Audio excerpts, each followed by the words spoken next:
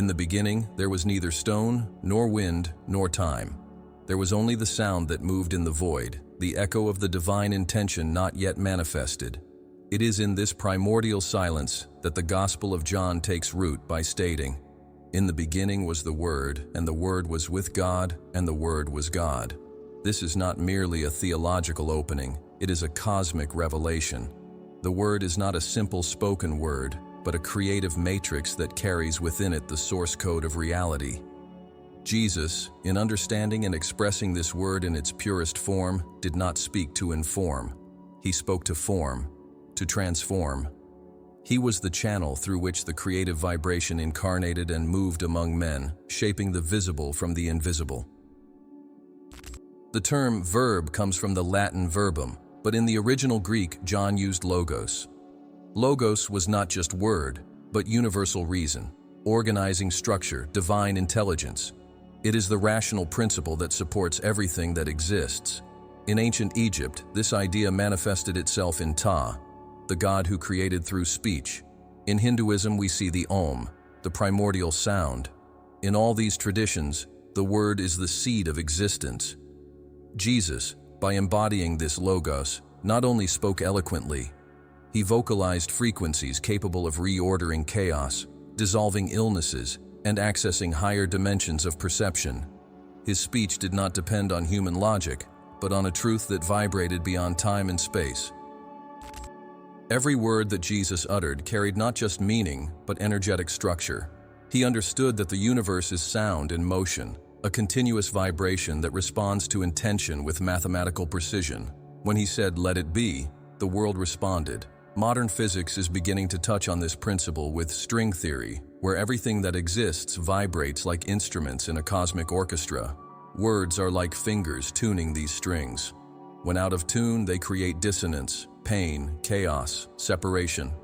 When aligned with the pure word, they resonate healing, order, and reconnection. Jesus spoke from the center of being, where the voice becomes decree and the sound reality. The word, therefore, is more than communication. It is sacred technology. Jesus did not merely teach ideas, he reprogrammed atmospheres, unlocked consciousnesses, and established a new energy configuration around him. His speaking presence was a reconfiguration of the collective field. This becomes evident when he enters villages and transforms the spiritual density with just a sentence. His words penetrated beliefs, dissolved limiting programs, and anchored previously impossible possibilities. This is because every word that came out of his mouth was intentional, conscious, free from ego distortions. He spoke with pure purpose, without internal noise, which made his language become a direct bridge between spirit and matter. In Jewish tradition, the word was not seen as mere sound, but as an active force. The Hebrew term debar means both word and action. There was no separation between saying and doing. Therefore, when Jesus spoke, reality obeyed. He did not ask, he did not negotiate with the universe, he coded. Language was his tool of cosmic intervention, capable of modifying the quantum field around him. This verbal awareness is practically lost today. We live in an era where much is spoken, but little is said. Words have been emptied of meaning, repeated without intention, laden with fear, judgment, and denial. Recovering the code of the pure verb is therefore to rescue a form of existence more aligned with the source. Jesus mastered the art of the word aligned with being. He did not speak of what he did not know. His words were born from a state of unity with the Father. Therefore he says, "The words that I speak to you, I do not speak on my own, but the Father who is in me is the one who does the works." Here lies the secret of creation. It is not just about what is spoken, but from where it is spoken. When the inner center is in disharmony, the words are weak, contradictory, scattered. But when the soul is integrated, the word becomes a sword, light, bridge. And Jesus was completely centered in the divine. His speech was an extension of his essence, and his essence was fused with the Creator. Humanity, due to its ignorance of this power, speaks in fear, repeats patterns, verbalizes limitations, and thus perpetuates mental prisons. The misaligned verb creates a fragmented reality. How many times do we say, "I can't, this is difficult"? I will never change. Each of these phrases is a decree, even if unconscious. The verb does not distinguish between jest and seriousness. It merely executes the vibrational command. Jesus understood this masterfully. He never used dubious or negative words. His speeches were clean, direct, imbued with certainty. When he said, "Your faith has saved you," he was not just acknowledging the other's belief. He was activating that person's internal code so that they could recognize themselves as the agent of their own healing. Another essential point is silence. Before the word, there is space. Jesus valued silence, spending days in retreat, in prayer, to clear the inner channel. Speech was only emitted when necessary, with surgical precision. He knew that sound without preparation is noise, and that all speech should be born from the purified inner space. Silence is the womb of the word. Sound only creates when it is born from the full void, not from mental confusion. This too has been lost in our culture. People speak out of anxiety, need, or habit. Few speak with a divine intention. Jesus shows us that the word should be sacred, and that each sentence is an energy contract with reality. Modern science confirms that words affect water molecules, alter neural patterns, and influence magnetic fields. Researcher Masaru Emoto demonstrated that words like love and gratitude create beautiful crystals in water, while insults generate chaotic shapes. If we are 70% water, what are our words doing to us? Jesus knew this 2,000 years ago. When he said, "Father, forgive them," he reprogrammed even the pain of crucifixion with a word of compassion. His word was healing, it was reset, it was a return to original love. The pure word is, in essence, a state of consciousness. It's not just about changing vocabulary, but about transforming the internal vibration that emits the words. Jesus lived in a Christic state, and therefore his speech carried this code. His word was not memorized, but embodied. Today, many repeat verses without living the state from which they were born. That's why miracles don't repeat themselves. It's not enough to repeat Jesus' words. It's necessary to vibrate the consciousness he carried. And this consciousness can be awakened in us, for Christ is a field accessible to all who choose to align word, heart, and intention. Upon understanding the verb as a creative code, we recognize that we are programmers of our own reality. Each sentence is a line of code, and each word a command in the universal system. Jesus left us the ultimate example of how to access this power, to speak with truth, with love, with faith. He invites us to be conscious co-creators, not victims of language. Therefore, he says, "Truly I tell you, whoever believes in me will also do the works that I do, and they will do them even greater than these." He was not praising, he was instructing. The verb is within us. The code is active. Creation awaits our clean word, our elevated frequency, our voice free from the distortion of fear. The first key is open. The pure verb is not just an idea, it's a call. An invitation to return to the point of origin, where everything begins with a single vibration, the word that creates. In the next section, we will see how Jesus used this verbal power to perform tangible miracles, transforming diseases, bodies, atmospheres, and destinies with just the strength of conscious sound. We are just at the beginning of the journey. In every word that came from Jesus' mouth, there was an affirmation of the real that he wished to bring to light, not of the world as it was, but of the truth as it should be. When he said, "Rise and walk," he was not simply instructing a paralytic. He was rewriting a destiny, canceling vibrational codes of limitation and replacing them with frequencies of movement, action, and healing. This is the power of the creative affirmation. Jesus never asked permission from reality to transform it. He declared the new reality with absolute authority. His speech carried no doubt or hesitation. It was pure verb in action, shaping matter from inner certainty. Each phrase was like an arrow shot with absolute precision into the center of a new possibility. What sets Jesus' word apart from other human speeches is the absence of internal noise. He did not verbalize out of fear, need, or resistance. On the contrary, every word he spoke was a result of a profound alignment with the source. This means that his words were not assumptions or hopes. They were decrees. While most people speak from what they believe, Jesus spoke from what he knew. And what did he know? That the kingdom of God was already present. That spiritual reality is superior to material reality. That faith is an active tool, not a passive concept. He affirmed the invisible until it became visible. His word was not a reaction, it was creation. This characteristic clearly reveals itself in phrases such as, "Your faith has saved you." Jesus could have said, "I have healed you," but chose to put the power in the person's own hands. He recognized that individual faith, when verbalized and felt, created a resonance field with healing. By affirming this truth, he sealed a new script in that being's subconscious. It was not magic, it was coding. It was vibrational realignment through conscious word. The verb, when born of pure faith, does not need to convince, it manifests. And that's why Jesus spoke little, but with overwhelming impact. His sentences were short, but contained the power of entire worlds.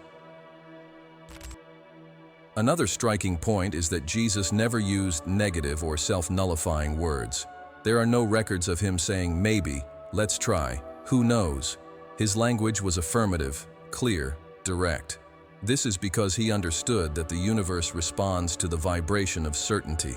Ambiguity creates confusing fields, and doubt is like a virus that corrupts the code of the word. Therefore, his healings were instantaneous. He left no room for questioning.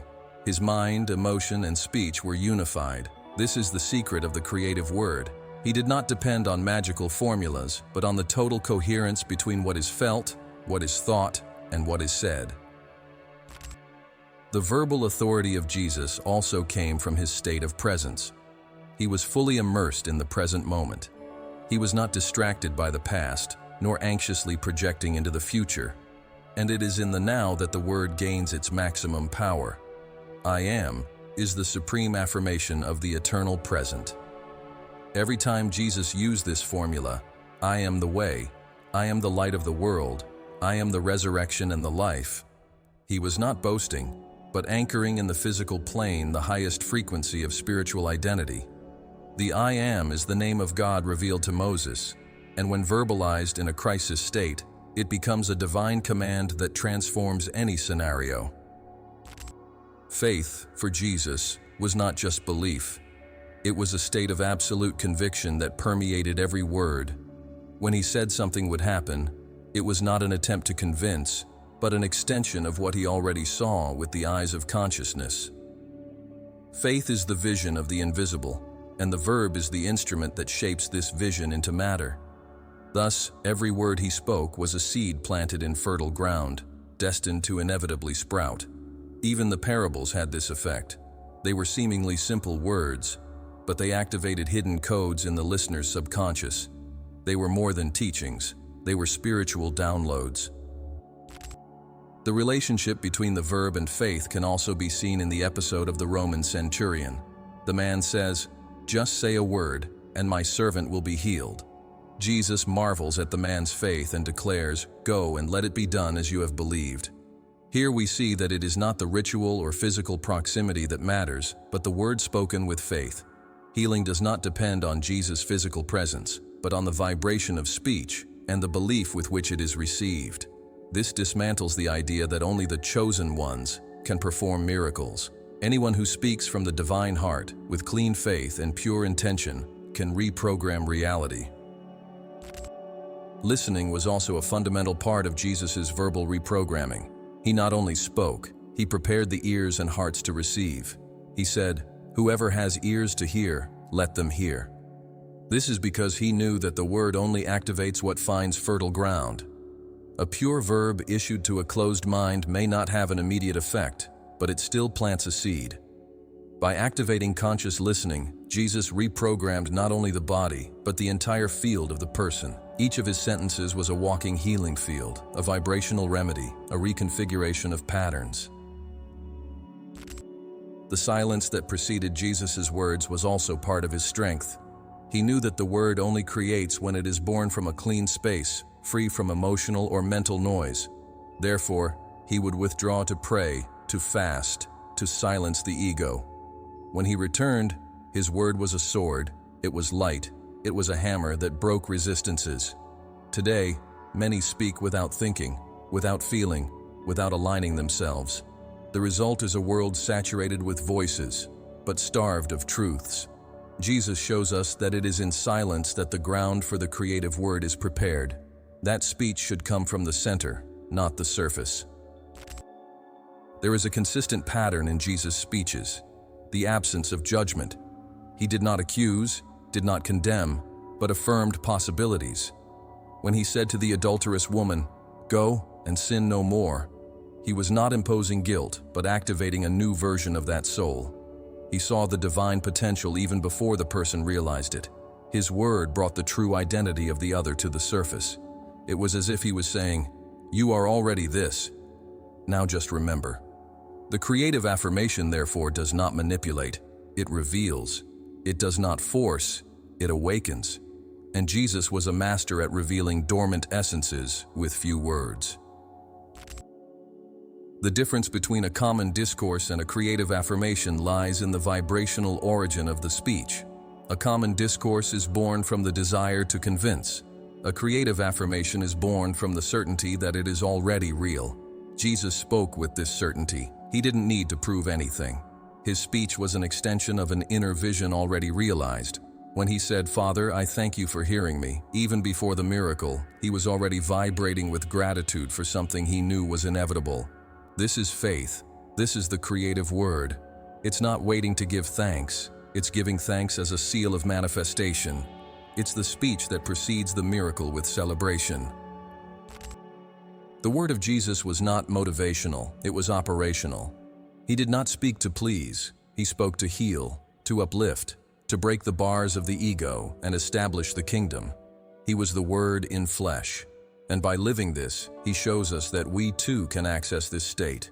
The pure word is available to those who silence the ego, align the heart, purify the intention, and speak from the divine spark. His words are not just history, they are tools. Each sentence of Jesus is a password, a formula, a key. It is up to us to use it. We are facing a divine science, the science of verbal creation.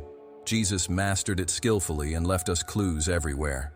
The next step is to delve into the structure of the miracles themselves and how each of them was preceded by specific phrases that reconfigured reality. Let's explore how the word became direct action on the physical world. Each miracle performed by Jesus was not just a response to a request or an isolated act of compassion. They were intentional manifestations of a hidden language that he deeply knew. A language that transformed the word into a direct bridge between the spiritual world and the physical plane. His phrases were not symbolic gestures or simple commands, but precise vibrational structures, like codes that activated fields of possibility beyond rational understanding. Take the case of Lazarus, for example. "Lazarus, come forth." This phrase carries much more than a literal call. It is a decree that breaks the boundaries of biology, time, death, and the beliefs that uphold the impossible. He didn't say, "Please, Lazarus, try to get up," or, "If it's God's will, come back." He declared with authority the return to life, and reality obeyed. This language does not rely on long prayers or complicated rituals. Jesus did not get lost in speeches. A single sentence was enough. The strength of the word was in its coherence with the inner truth. What he said was supported by a consciousness fully aligned with the divine. That's why there was no hesitation in his words. There was no room for doubt or contradiction. Each verb was condensed action. He did not describe the world, he transformed it. It was as if, by speaking, he was writing new laws that instantly replaced the old ones. Where the body said disease, he said healing. Where matter screamed death, he whispered life. And these affirmations were not just poetic. They were operational, shaping the world around him. This pattern repeats itself in the accounts of the Gospels. A blind man comes to him, and Jesus asks, "What do you want me to do for you?" The man responds, and Jesus says, "See, your faith has saved you." In an instant, darkness is replaced by sight. Notice how Jesus' language is succinct yet powerful. He doesn't go into explanations about how the eye works, doesn't offer justifications, doesn't make concessions. He simply says, "See." This word carries the command of vision. It's a sacred imperative. It's as if it were the activation of a dormant code. The language here isn't descriptive, it's performative. Once spoken, it becomes the event itself. Another clear example is the episode of the man with the withered hand. Right in the middle of the synagogue, in front of everyone, Jesus says, "Stretch out your hand." And the man stretches it out, and it is restored. This is not a motivational phrase. It is a key. The verb here acts as a cellular reorganizer, a trauma deprogrammer, and reestablishes the natural order. When Jesus speaks, he is not just commanding the physical body, but also the memories, beliefs, and energy blockages that prevent it from functioning. His word penetrates the layers of the mind, body, and spirit with mathematical precision. The phrase, "stretch out your hand," is a code for returning to the original state, to perfection. The verb of Jesus is always conjugated in the present. He doesn't say, "You will be healed tomorrow," or "wait for the right time." He speaks in the now. Be clean, rise, walk, open yourself. The verb tense is not a technical detail, it is the lever of the miracle, because the present is the only time where divine power can operate. The future is illusion, the past is memory, but the now is the point of contact between the human and the eternal. Jesus knew this, and that's why all his language is anchored in the time of creation, the present moment. By speaking in the now, he moved people from chronological time and anchored them in eternity. There is also an intentional choice in the construction of sentences. Jesus did not use excessive or useless words. Each term carried weight, each syllable had spiritual density. His short sentences had impact because they were free of noise. They were like arrows launched precisely at the core of being. When he said, "Go and sin no more," he was not just instructing behavior, he was breaking chains. He was disconnecting the repetitive pattern of guilt and activating a new identity. Sin no more is a vibrational command, not a moral reprimand. It's an internal reset. The verb as action also reveals itself when Jesus calms the storm. Amidst the disciples' panic, he rises and says, "Be still, be quiet." Immediately, the wind ceases and the sea becomes serene. Here, there is no request or negotiation with the elements. There is a command, a statement of sovereignty. Jesus converses with the forces of nature as one would with an old friend. He recognizes the wind and the waters as consciousnesses capable of listening and obeying. And this relationship is only possible because his speech originates from a state of unity with everything that is.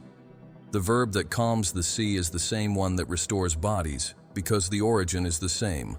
Absolute alignment with the source. This language of miracles is, therefore, a language of spiritual sovereignty. Jesus did not use the verb as a tool of persuasion, but as an extension of his divine identity. He did not need to convince the world of anything. He simply revealed what already was. When speaking, his intention was to transform, not to argue. And it is precisely this difference that separates the common language from the miraculous language. One is born of the ego that desires control, the other from the spirit that vibrates truth. The verb of Jesus did not justify itself, it simply was. And because it was, it accomplished. The structure of Jesus' miraculous phrases also shows that there is no room for doubt. At no point does he add, "if it's God's will," or "if you're lucky." His words are absolute because his faith is absolute. This absence of doubt is what gives the verb its creative power. Doubt weakens the vibrational wave, fragments the command. Jesus, being in a Christic state, spoke from an unshakable conviction. It's not about arrogance, but about full consciousness. He knew who he was, knew where he came from, knew what he was doing. His word was the reflection of this clarity. Today, when we try to use the verb to create, we often fail because we mix our commands with fear, insecurity, and contradiction. We say, "I want to be prosperous," but soon we think, "I don't know if I deserve it." We repeat, "I am healed," but we feel, "What if it gets worse?" This lack of internal coherence weakens the verb. Jesus shows us that healing lies in total alignment, thinking, feeling, and speaking the same truth. Therefore, before speaking, he would withdraw, become silent, meditate, The miracle begins long before the word is spoken. It starts in the preparation of the inner field. There is also a dynamic of active listening in Jesus' verb. Before speaking, he listened deeply, not just with physical ears, but with the soul. He heard the unspoken pain, the belief behind the illness, the blockage that sustained the suffering. His words came as a precise response to the breaking point. He did not speak to everyone in the same way. Each sentence was personalized, unique, tailored for the moment. And this shows that the creative verb is not a repeated formula, but a living manifestation of the present moment. Jesus was the very present consciousness, and his speech was the fruit of this divine listening. When we observe Jesus' language pattern, we realize that he didn't talk about the problem. He talked about the solution. He didn't ask, "How did this happen?" or "Who is to blame?" Component placement. But he would say, "Be clean. Go. Your faith has saved you." He directed attention to what he wanted to manifest, not to what was being rejected. This is key. The focus of the verb determines the direction of energy.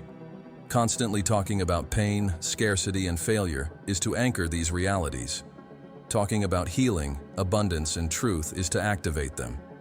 Jesus consciously chose where to place his verbal attention, and this moved mountains. The language of miracles is not a mystical skill reserved for a few. It's a state of being accessible to everyone seeking to align their words with the truth of the Spirit. Jesus himself asserts, "The words that I speak to you are spirit and life." This means that the word is not just sound, it is living energy. By being aware of this, we can transform our speech into a tool for creation, healing, and ascension. The next step in this journey is to immerse ourselves in the power of the word as healing in itself, not just as a command, but as a frequency that reorganizes the entire being. The human body is more than a biological structure. It is a field of information in constant dialogue with the universe. Each cell responds to electrical impulses, magnetic fields, and above all, to sound vibration. Jesus understood this in its entirety. He did not see the body as a mechanism separate from consciousness, but as a direct reflection of what is emitted at a vibrational level. Thus, his words did not only act on a person's nervous or psychological system, they operated as precise commands that reconfigured the energy matrix of the being. When he said, "Be clean," as to the leper, he was not simply expressing a wish. He was activating a field of integrity, cleansing the body, and also the mental and spiritual field that sustained the illness. Leprosy at that time was not just a physical condition, it was a symbol of impurity, exclusion, social rejection. Jesus' verb, when declaring "be clean," operated simultaneously on several layers. It restored health, returned dignity, reintegrated the individual to the community. This reveals that healing, in its essence, is a multidimensional realignment, and the word, when charged with pure intention, becomes the vehicle of this reintegration. Every sound that Jesus emitted was like an ordering wave, a harmonic frequency that reorganized the inner chaos. The verb was not just the key, it was the medicine, a vibration that restored the natural flow of life where there was stagnation. This principle is reinforced by various modern studies that show the impact of sound on matter. Cymatics experiments, for example, reveal how geometric patterns emerge when particles are exposed to certain frequencies. Coherent sound creates order, dissonant sound, chaos. Jesus knew this intuitively, or rather spiritually. His words not only said something, but carried shape, geometry, light. When he said, "Your faith has healed you," this statement resonated in every atom of the body, reminding it of its original perfect configuration. Faith was the antenna that received, and the word, the frequency that reprogrammed. In healing, Jesus did not use intermediaries, formulas, or medicinal plants. His medicine was the frequency aligned with intention. The tone of his voice, the rhythm of his words, the serenity of his presence, all composed a coherent field. The word was the final manifestation of an internal vibrational state. This means that the efficacy of the verb is directly linked to the field of the speaker. A sentence spoken with fear or vanity does not heal, but the same sentence, spoken with pure love and selfless intention, can perform miracles. Jesus was this clean channel, and for this reason, his speech was therapeutic by nature. It not only explained the truth, it was the truth in the form of sound. The intention that Jesus carried in each healing was absolute compassion, the genuine desire to free others from suffering. And this intention was the conductor of frequency. It's not enough to say beautiful words. They must carry the fire of an awakened heart. When he said rise, there wasn't just sound there, but a flow of energy that propelled the body to rise. It was as if his words came accompanied by a vital current that crossed physical barriers. This happens because the word, when born of compassion, touches dimensions that the logical mind cannot reach. It acts like a beam of light that penetrates the deepest part of the being and reorganizes what is out of alignment. Healing through the word also involved the act of deprogramming limiting beliefs. Many of those who sought Jesus were trapped in mental patterns that maintained their illnesses. Upon hearing him say, "Your faith has healed you," or "Fear not, only believe," these patterns began to dissolve. The word in this case was like a new software installed in the mind, and when the mind accepts this new truth, the body responds. Illness is not just a biological phenomenon. It's also repeated information, a distorted frequency sustained by beliefs, fears, and memories. Jesus' word rewrote this information, and in doing so, it restored the body. It's no coincidence that Jesus used few words when healing. The purer the field, the less effort is required. The language that heals is economical because it doesn't need to convince, it merely reveals. Each sentence of Jesus was like a verbal acupuncture needle, touching precisely the point where the flow of life was blocked. There was no excess, there was no noise. It was just the precise word, spoken at the exact moment, with the correct vibration. And that's why the healings were immediate. The pure verb doesn't ask for time, it operates in the timeless, where everything already is. Jesus' speech also involved the use of silence as part of the healing process. Before many healings, he observed, listened, waited. This silence was not passivity, it was tuning. He aligned his vibration with that of the person, felt their field, read their pains, and when he spoke, the word came as a beam of light, accurate, penetrating. Silence was the space where the word was conceived, and this teaches that the healing word does not come from haste, but from presence. It does not come from the need to show power, but from the genuine desire to serve life. Jesus was this absolute servant of life. His speech was an extension of his surrender. Jesus' verbal healing also revealed the union between sound and intention, between frequency and direction. The word alone is not enough if it is laden with doubt or judgment. But when the sound meets the right intention, a direct channel for a miracle is created. This explains why many who touched Jesus were healed simply by the intention of receiving him. The woman who had been suffering for 12 years thought, "If I only touch his clothes, I will be healed." Jesus feels the energy leave him and says, "Daughter, your faith has healed you."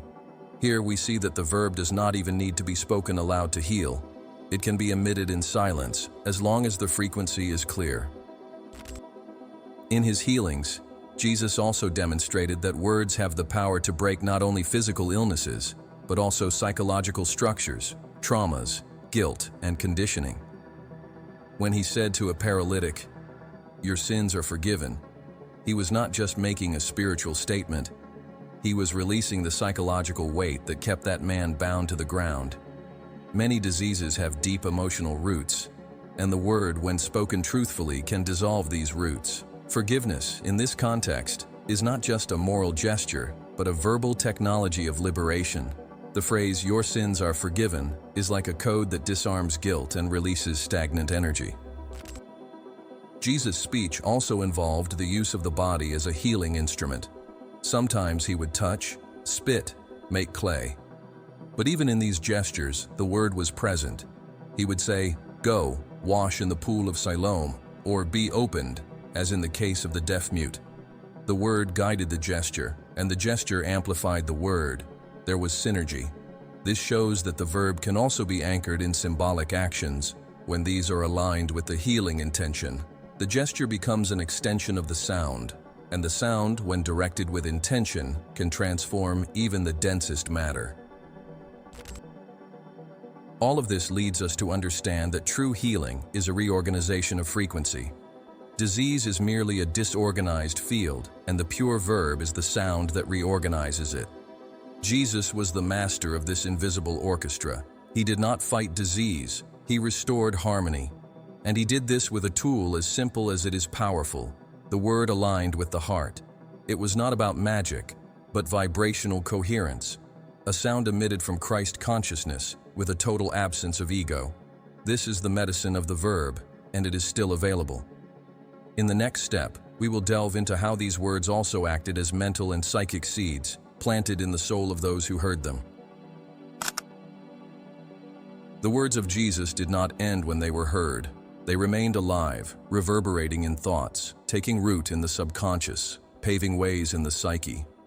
Jesus' speech was like a seed sown in different soils. Some fell by the wayside, others among thorns, and some on fertile ground. This teaching is present in the parable of the sower, which is more than an agricultural metaphor. It is a psychological map of the reception of the word. When Jesus spoke, he planted codes in people's mental field. These codes did not always germinate immediately. Sometimes they needed time, silence, pain, or maturity to blossom, but once planted, they stayed there, acting, activating, awakening. Jesus' word had a germinating power. His parables, seemingly simple, carried hidden layers that acted as instructions for the soul. He said, "The kingdom of God is like a mustard seed." In this small phrase, there is an explosion of meaning, not only about the growth of the kingdom, but about the nature of the verb itself. Something small, almost imperceptible, but that contains within it the complete structure of a tree. Jesus' verbal seed carried full potential, even if the listener didn't immediately understand. Once heard, it settled in deep regions of the mind and began a silent process of transformation. This is the true alchemy of the word. Not just changing behaviors, but reshaping identities. This effect was magnified because Jesus did not rationally explain his stories. He did not hand over chewed truths, he activated enigmas. This forced the listener to move out of mental passivity and stir internally. The parable, as a verbal structure, acted like a mirror, revealing the level of consciousness of the listener. The same story could liberate one and go unnoticed by another. This is because the seed only germinates if it finds ready soil. The word of Jesus, when met with receptivity, does not merely inform, it transforms. It penetrates the mind and disrupts the patterns that uphold ignorance, making room for new forms of perception. The function of the verb as a seed also manifests in the way he dealt with people's identities. Jesus did not see others as mistakes to be corrected, but as truths to be revealed. When he said, "You are Peter, and on this rock I will build my church," he was planting a new identity in that man. Peter, formerly Simon, unstable and impulsive, hears a word that repositions him. This speech not only changes a name, it changes an internal structure. It is the power of the word as an ontological affirmation. Jesus did not describe what the person was at the moment, but what they could become. His speech was prophetic, creative, revealing, and when heard, it initiated a process of mental metamorphosis. This same principle applies to the phrases that Jesus addressed to everyone. When he said, "You are the light of the world," he was sowing Christ consciousness in each one. Those who heard this phrase carried forth a living idea, an inner fire that might not manifest immediately, but would act as a compass in their future steps. The word became a recurring thought, an inner image, a constant invitation to expansion. Even those who rejected him carried with them the impact of his speech. It is impossible to hear the pure word without being touched by it. He plants, even in resistant soil. The psychic nature of the verb is also observed in the way he used mental images. Jesus did not speak in abstract concepts. He spoke of birds, seeds, vineyards, fishermen, houses on rocks. These visual images activated the right hemisphere of the brain, associated with creativity, intuition, and emotion. In this way, his words were not confined to reason. They escaped into the world of imagination, where they could operate in a more subtle and effective manner. The mind, in visualizing these stories, not only understood, but internalized. Jesus' words transformed into internal pictures, into living archetypes, into psychic paths. The power of repetition is also a key element in the dynamics of verbal seeding. Jesus would repeat certain teachings numerous times in different ways. This was not redundancy, it was vibrational reinforcement. Repetition is one of the most effective forms of mental fixation. Upon hearing several times that the kingdom of God is within you, the mind begins to accept this truth as a new operational basis. Speech repeated with intention does not become empty. It becomes a mantra. It infiltrates the deepest layers of the unconscious, replacing old beliefs with new truths. Jesus' speech was like a melody that continued to resonate even after the sound ceased. The relationship between verb and neuroplasticity is evident. We know today that the brain can reorganize itself based on new patterns of thought and language. Jesus did this 2,000 years ago, using the word as a tool for neural reconfiguration. When he said all things are possible to him who believes, he was directly challenging the mental circuits of fear, limitation, and despair. This phrase, when heard and internalized, began to deprogram previous patterns. And if it was repeated, contemplated, meditated upon, it had the power to create new synapses, new connections, a new mental map. Jesus' verb was also spiritual neurosurgery. This psychic transformation occurred gradually, and that's why many only fully understood the impact of their words much later. The disciples, for example, heard countless speeches from Jesus that they only understood after his resurrection. This shows that the word has no expiration date. It can be activated months or years after being sown. It lies dormant, waiting for the right moment, the inner maturity, the necessary pain, the opportune silence. And when it sprouts, the change is profound, irreversible. It's as if the spiritual DNA were rewritten by a phrase heard in a state of presence. Parables are the greatest evidence that Jesus spoke to the unconscious. He didn't explain, didn't force, didn't impose. He narrated. And in narrating, he put the listener in contact with eternal symbols, with archetypes that spoke directly to the soul. The parable of the prodigal son, for example, touches universal points: guilt, return, forgiveness, identity, unconditional love. Upon hearing it, the rational mind tries to understand, but the soul recognizes. And this is the difference between rational teaching and a spiritual seed. The first informs, the second transforms. Jesus planted the second type, and these seeds, even today, bloom in millions of hearts. Another fascinating aspect is that Jesus often left his sentences unfinished, open, prompting reflection. He asked questions, posed challenges, created narrative tension. Who do you say that I am? Zrania ons Brasil. Or, which of you, having 100 sheep?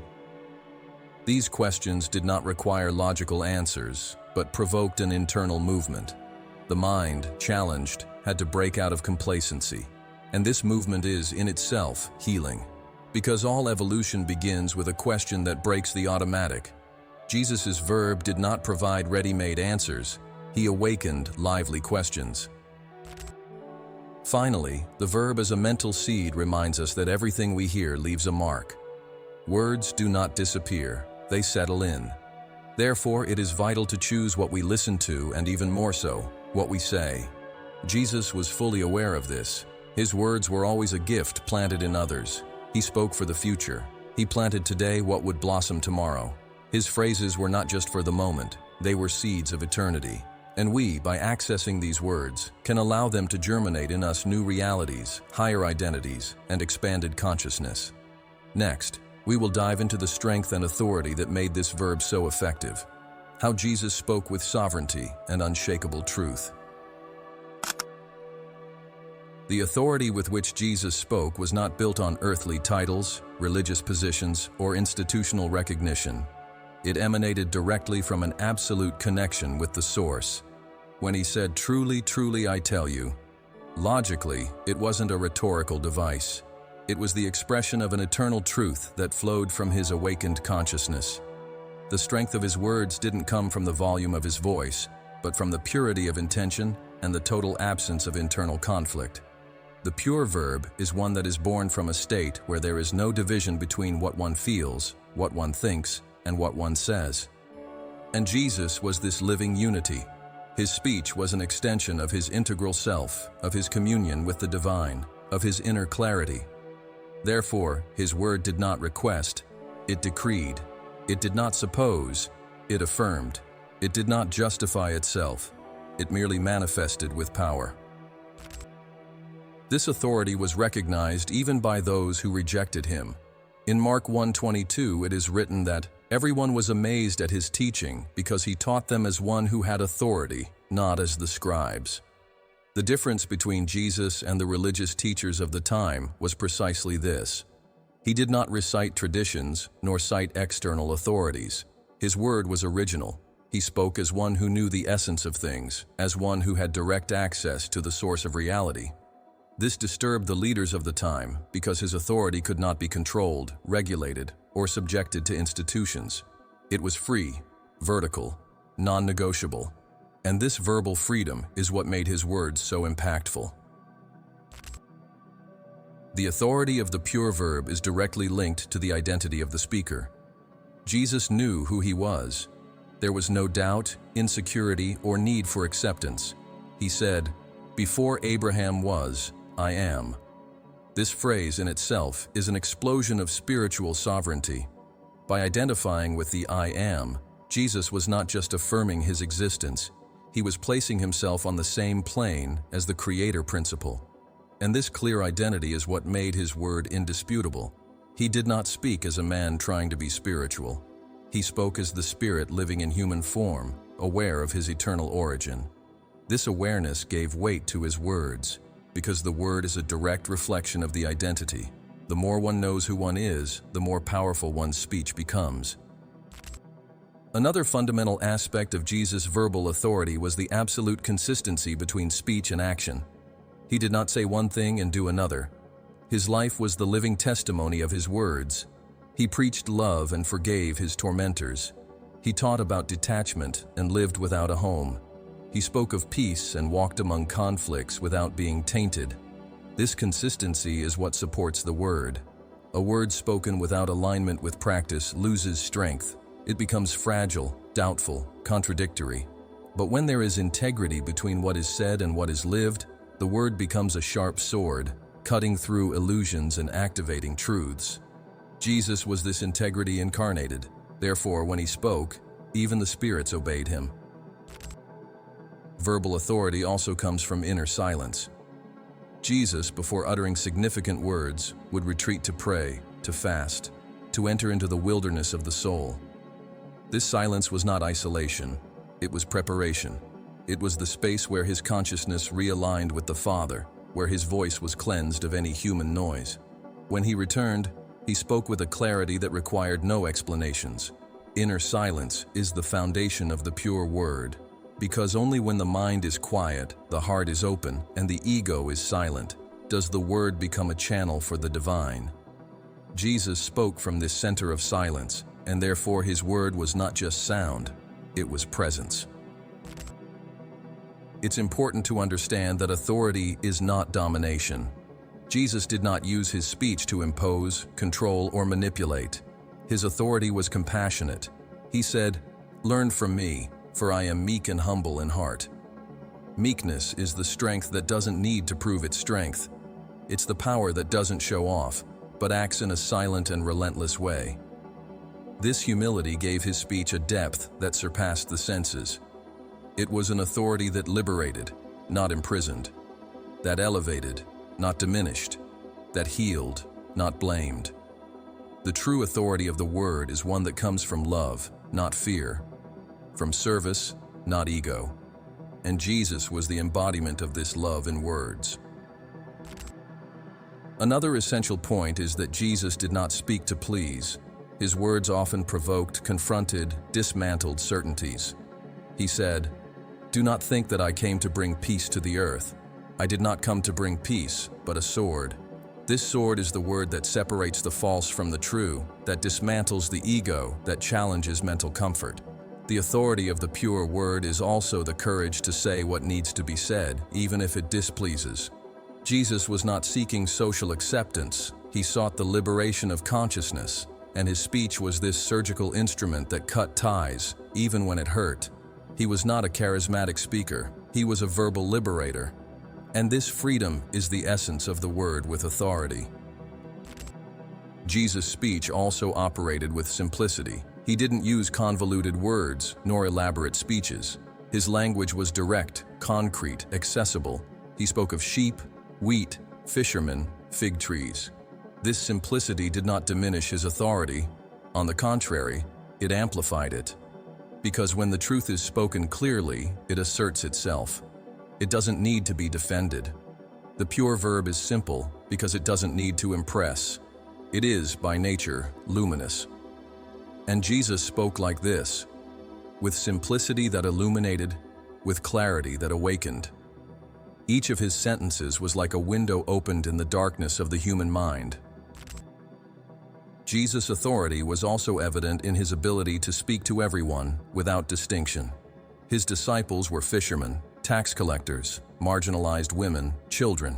He did not choose based on social class, but by the openness of the heart, and he spoke to everyone with the same firmness and tenderness. His word did not discriminate, did not judge, did not condemn, but also did not stoop. He spoke the truth with love, and love with truth. This combination is the secret of the authoritative word. Because when the word is truthful and loving, it doesn't need to shout to be heard. It resonates within, touches the soul, and transforms. The authority of the verb also lies in the absence of contradiction. Jesus did not need to change his discourse depending on the audience. What he said to the Pharisees, he also said to the disciples. What he declared in public, he confirmed in private. This consistency gave a natural trust to his words. People knew they could believe in his speech because it did not change with the wind. This verbal stability is rare. We live in times where words are used to please, hide, disguise. Jesus did the opposite. He used the word to reveal, heal, and liberate. And that's why his speech still echoes 2,000 years later, with the same force. Finally, Jesus shows us that this verbal authority is not exclusive to him. He says, "He who believes in me will also do the works that I do, and will do them greater than these." This is a call to action. It's an invitation for every human being to reclaim the sovereignty of their own speech, to align thought, feeling, and word with the truth of the Spirit. The authority of the pure word is available to all who choose to live in integrity, love, and consciousness. Jesus came to remind us of this power, not for us to worship him, but for us to activate it. And in doing so, he gives us the key to the creative language. In the next section, we will delve even deeper into the mechanics of the pure verb, now as an instrument of alchemy, how it transfigures realities, transmutes densities, and reprograms the collective field with energetic precision. Alchemy, from its earliest origins, has always sought to transform the dense into the subtle, the heavy into the light, the vile into the noble. Medieval alchemists encoded this in the metaphor of transmuting lead into gold. But Jesus, without ever mentioning crucibles or metals, practiced the highest form of alchemy, the verbal. His speech not only informed, inspired, or educated, it transfigured realities. It was as if each spoken word was a breath of light, reorganizing dense structures, breaking the bonds of fear, dissolving crystallized emotional patterns. He did not transform physical lead into tangible gold, but converted fragmented lives into divine consciousness, pain into redemption, chaos into new order. His language operated beyond the logical mind, reconfiguring the energy fields around him with absolute precision. Jesus understood that reality was not fixed, but rather a vibrational frequency susceptible to reprogramming. His words were commands coded with this consciousness. When he said, "All things are possible to him who believes," he was not offering a motivational metaphor. He was delivering a vibrational formula. He was revealing that the field of possibilities expands exactly as belief aligns with the word. The pure word, born of certainty and clean intention, acts as a catalyst. It breaks down invisible walls. The reality, until then rigid, becomes flexible before the force of the word issued with consciousness and alignment. Jesus was this channel of continuous alignment, and that's why his speech was able to alter entire atmospheres with a simple phrase. On numerous occasions, Jesus did not physically touch people, but his words healed them from afar, showing that his presence resonated beyond space. He sent his word as one would send a luminous arrow to the exact target of imbalance. In his encounter with the centurion's servant, for example, he says, "Go, and let it be done according to your faith." Immediately, from a distance, the healing occurs. This reveals that Jesus' verb carried its own energetic field, a quantum signature that resonated directly in bodies, minds, and hearts.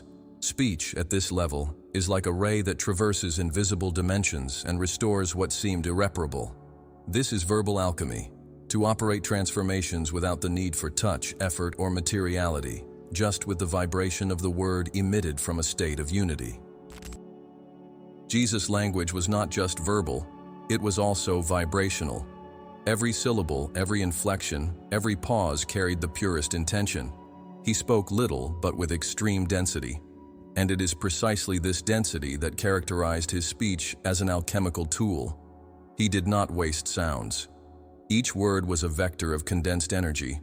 It was as if his lips were laboratories where spiritual formulas were synthesized and released into the world with clear purposes: to heal, awaken, elevate. And every time these words were heard with an open heart, they operated silent, invisible, yet definitive transformations. Jesus also demonstrated with his word that external reality is not sovereign. When he said to the fig tree, "Never bear fruit from you again," the tree withered. A simple, direct speech loaded with absolute intention.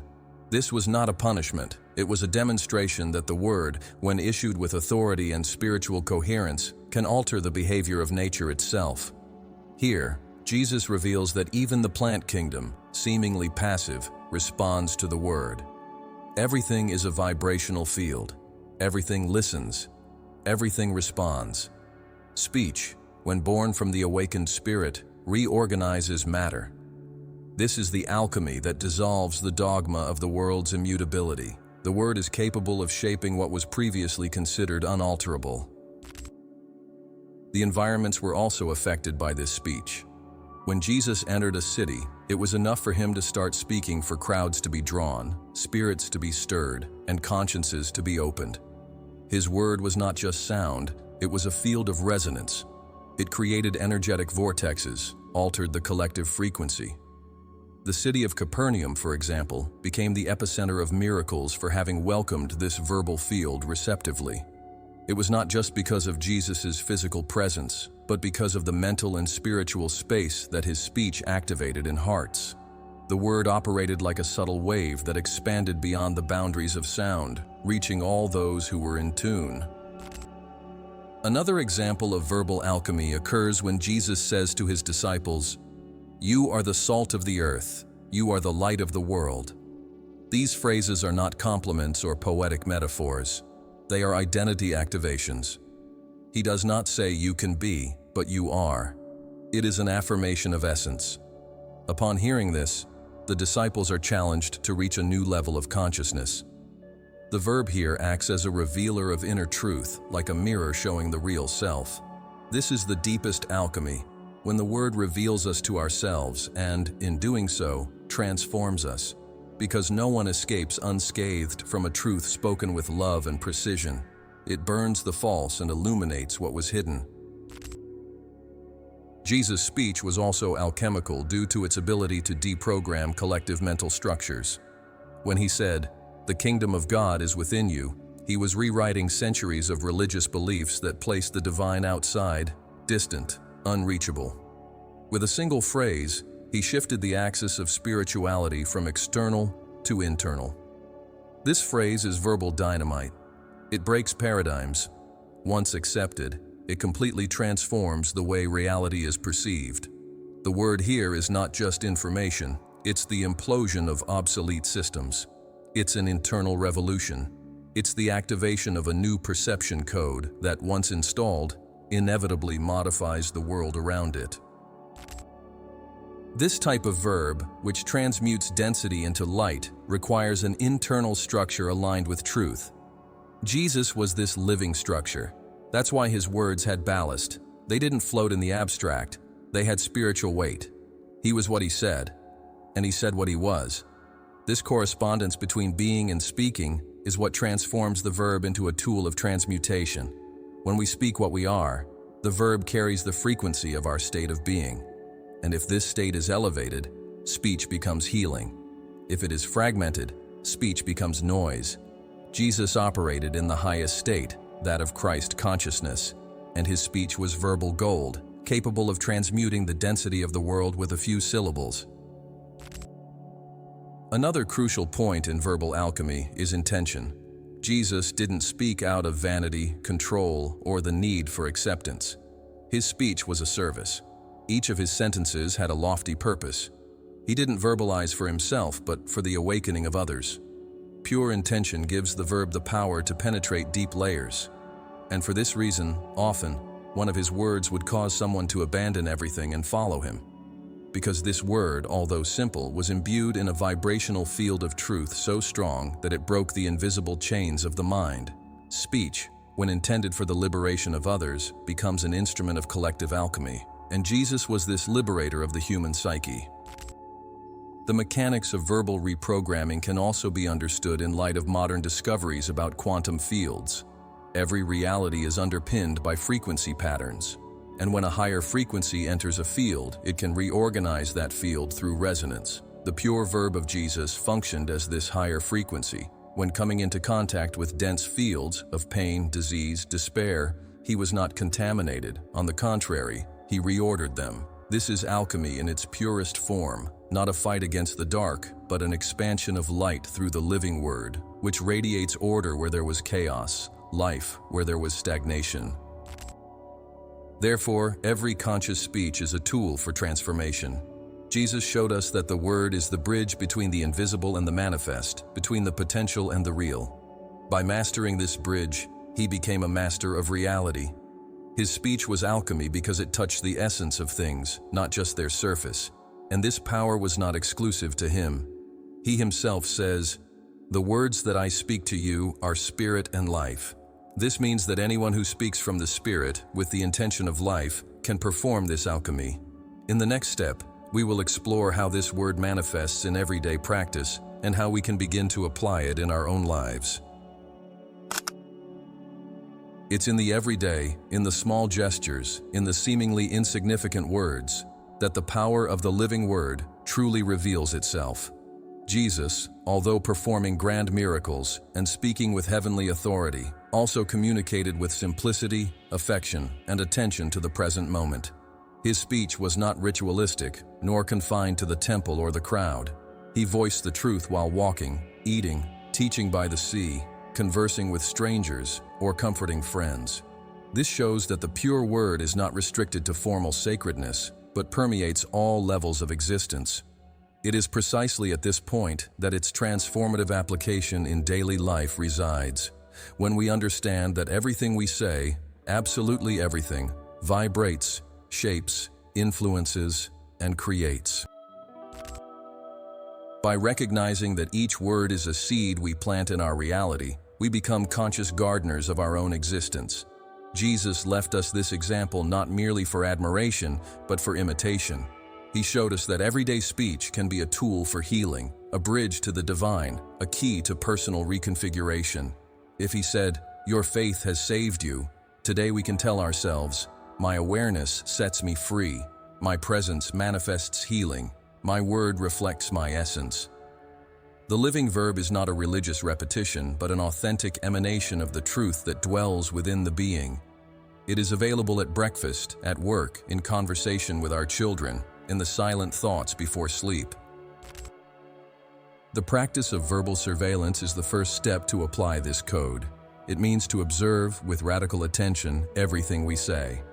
How many times do we verbalize fear, scarcity, judgment, comparison? How many times do we say phrases like, "This never works out," "I am unlucky," "Nobody understands me," "It has always been like this"? Each of these expressions is a decree, and the universe, operating as a field responsive to our vibration, treats each word as a legitimate command. Therefore, Jesus warned us, "I tell you that every careless word that people speak, they shall give an accounting for it in the day of judgment." This judgment is not a divine punishment. It is the harvest of what we sow with our word. The second step is the conscious substitution of the saboteur verb with words aligned with the Spirit's truth. This is not about forced positivity, but vibrational re-education. Instead of saying, "I can't take it anymore," we can say, "I am in the process of strengthening." Instead of repeating, "It's hard," we affirm, "I am learning." The difference may seem subtle, but the energetic impact is immense. Jesus never spoke from limitation. Even when facing resistance, he verbalized expansion. On the cross, instead of a curse, he offered forgiveness. "Father, forgive them, for they do not know what they do." This is not just nobility, it's vibrational strategy. By speaking thus, he not only transcended pain, but avoided perpetuating the cycle of hatred.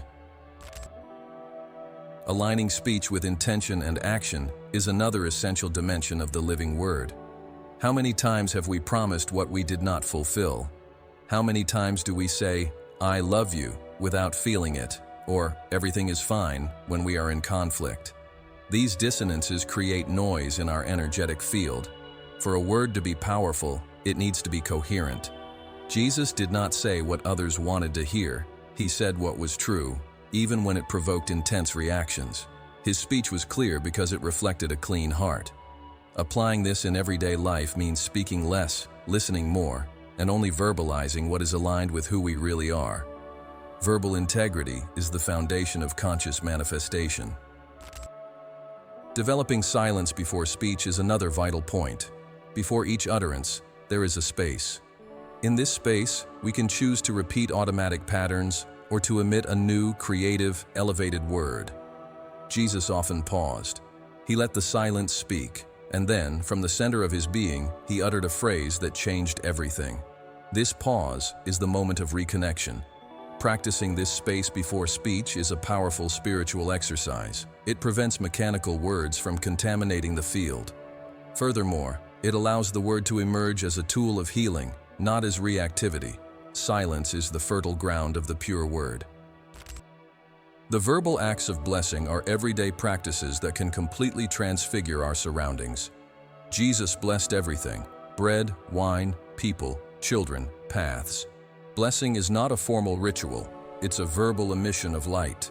By saying, "I bless you, may this food strengthen me, may this home be at peace," we transform atmospheres. The speech of blessing does not require a sacred setting. It can be done in the supermarket queue, in the car, upon waking up. The vibration of the blessing reorganizes the field. It dissolves tensions, neutralizes judgments, strengthens life. Jesus' speech was filled with blessings disguised in simplicity. The power of the decree is also part of the practice of the living verb. A decree is a clear, firm statement in the present, charged with high intention. "I am the light of the world. I am the resurrection and the life." These phrases from Jesus were not metaphors. They were declarations of vibrational identity. We can do the same, as long as it comes from an authentic place. To declare, "I am healing presence," "I am channel of truth," "I am wisdom in action," are ways to install new frequencies in our field. The decree is not a wish, it is certainty. It's not an imposition, it's a reminder. It affirms what already is in essence, even if it is not visible. The daily practice with Christic affirmations is a powerful tool for alignment. Choosing a phrase and consciously repeating it throughout the day can realign mind, emotion, and body. Affirmations such as, "The kingdom of God is within me," "My word is light," "My verb manifests healing," when repeated with intention, create a new mental field. This is not about magic, but spiritual neuroplasticity. The brain begins to create new connections, and reality responds. This is exactly what Jesus did. He installed new ideas through the verb, and these ideas shaped new lives. We can do the same, with simplicity, but with depth. The verb also applies in interpersonal relationships. Jesus spoke with truth, but with love. He corrected without humiliating, revealed without hurting, guided without controlling. This is high verbal art. In everyday life, this means choosing words that uplift, that awaken, that build. It's not about avoiding difficult conversations, but about conducting them with presence and empathy. Speech that respects the other and maintains integrity is a speech that heals. Every dialogue can be a space for mutual transformation if conducted with conscious verb. Jesus did not use the word to win arguments, but to build bridges between souls. Reprogramming environments with speech is a forgotten practice, but extremely effective. Each house, each workspace, each environment has an energy field, and this field responds to speech. Upon entering a place, we can verbalize, "This environment is in harmony. Peace reigns in this space. Everything here vibrates with love and clarity." It may seem naive, but this practice alters the frequency of the space. Jesus, upon entering charged environments, would say, "Peace be with you." This phrase, spoken truthfully, reorganizes the vibration of the environment. It's a verbal cleansing. We can and should apply this daily. The ethics of speech is the foundation of everything. Speaking responsibly, not manipulating, not defaming, not promising what cannot be fulfilled. Jesus never used speech to oppress. His words liberated. This ethic needs to guide our language. Each word is a seed, a sword, a bridge, or an abyss. Using speech ethically is to honor its sacredness. And when this becomes a habit, life itself begins to shape itself in the image of this new speech. Reality, sensitive as it is, begins to respond with more lightness, fluidity, and meaning. Speech is one of the greatest gifts of human beings. It is the divine breath manifested. Applying the living word in everyday life is to bring heaven to earth, the sacred to the simple, healing to the present moment. Jesus demonstrated this not only through speeches, but by the way he spoke about everything, from the kingdom to the birds of the sky. In the next step, we will conclude this journey by returning to the point of origin, the singular, absolute, silent, and creative word, the word as a path, gateway, and mission of each awakened soul. In the beginning, everything was sound. Before time, before matter, before the visible, there was only the primordial vibration, the one word. This vibration was not divided, was not interpreted, was not thought. It was simply the pure expression of expanding consciousness, and it was from this that everything was made. Let there be light, and there was light. Let there be firmament, and it extended. This original word, complete, absolute, is not just the beginning of creation. It is the very path back to the source. When Jesus presents himself as the incarnate Word, he is not just asserting his spiritual origin, he is offering a road. He is revealing that, by purifying our word, by reconsecrating our speech, we too can return to the original state of unity with the All. The word, therefore, is not just a means, it is a destination. Jesus spoke with the consciousness of someone who had already returned to the center of the Word. Therefore, his language was punctual, precise, silently powerful. He did not need to raise his voice. The authority of his speech came from his total fusion with the One, and it is this fusion that every human being can rediscover, not through doctrine, nor through empty rituals, but through inner listening and the re-education of speech. The return to the one word does not require us to leave the world, but to transform the world from the renewed word. Each of our words can be a thread that reconnects us with the essential truth. And every sentence spoken with presence becomes a step back to the Father's house. The word as a path compels us to reclaim silence as the origin of all genuine expression. Before any creative speech, there is a sacred void, a space where intention is gestated, where the ego dissolves, where the soul realigns. Jesus retreated to the desert, to the mountains, to the silent dawns, not as an escape, but as a return to the vibrational womb where the word was purified before being spoken. He taught us that every powerful word is born from a fertile silence. This silence is not absence, it is full presence. And when we speak from this state, our word becomes one with the creative verb, capable of penetrating veils, healing wounds, building bridges between worlds. Returning to the one verb is also healing the fragmentation of language. We live in an era where words are diluted, worn out, emptied of meaning. Words like love, peace, truth have often become noise. But in the pure verb, these words are portals. When Jesus said, "Peace be with you," he was not wishing for a superficial emotional state. He was invoking a primordial frequency. He was re-establishing the original field of creation. Peace, in the one verb, is the vibration of cosmic harmony. Love is not just affection. It is the binding force of the universe. Truth is not opinion. It is light that dispels shadows. To reclaim these words in their purity is to reclaim the path of consciousness. This path also involves listening. Jesus said, "Whoever has ears to hear, let them hear." And this listening is not just physical. It's a listening of the soul. Returning to the one word requires the ability to listen before speaking, to perceive before interpreting, to feel before responding. Deep listening is the forgotten half of language. When we listen with presence, the word that emerges from us is wiser, more healing, more integral. Jesus listened even to those who did not speak. He heard the unspoken pain, the unexpressed request, the hidden emptiness, and he responded with the right word, at the exact time, with the correct vibration. This is being a channel of the one word.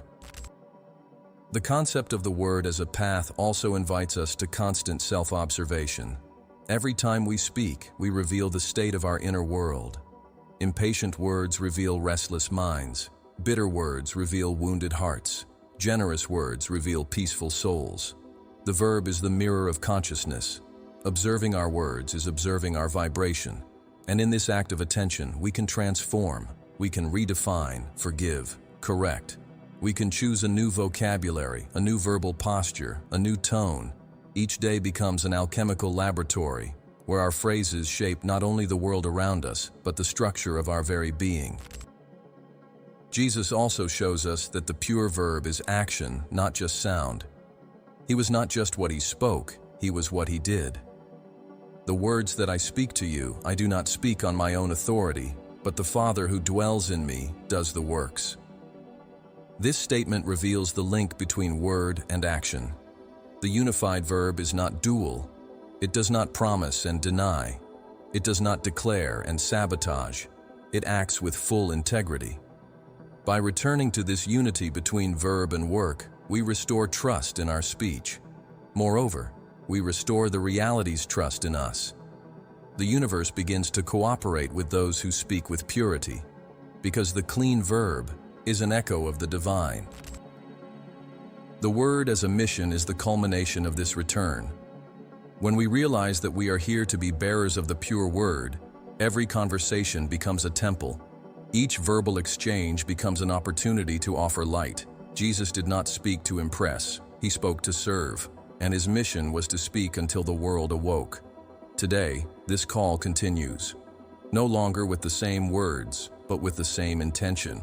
We are invited to speak as he did, with unconditional love, with clarity, with compassion, with firmness when necessary, but always with a greater purpose, to awaken, align, transform.